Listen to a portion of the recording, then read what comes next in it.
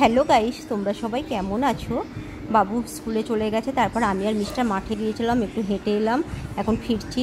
এদিকে মিস্টার বাড়িতে এসে গাছে জল দিচ্ছে, এরপরেই স্নান করে অফিসে যাবে।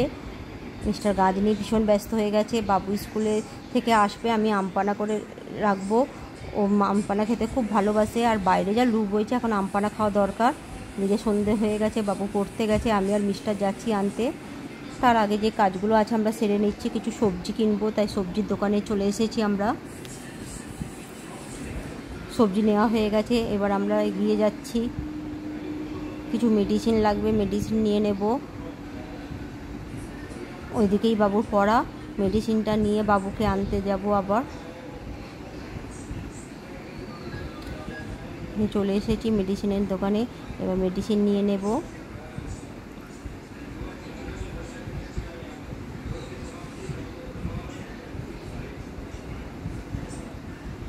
বাইরে ভীষণ গরম, কিন্তু দোকানে এসে বেশ ভালো লাগছে, এসি আছে বলে।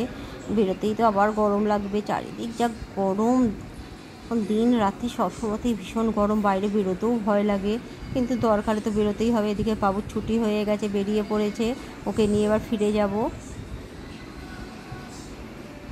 আবার একটা মেডিসিন শপে এলাম, বাবু পোলো কিনলো, নিয়ে এবার বাড়ি ফিরবো। বাড়ি এসে গেছি, ডিনার করছি। আজকে ঠিক মনের মতো ডিনারটা বাবুর হচ্ছে না, মুখটা দেখেই বোঝা যাচ্ছে, কিন্তু ডিনার করে এখনই শুতে যাব। Tata, bye bye, good night.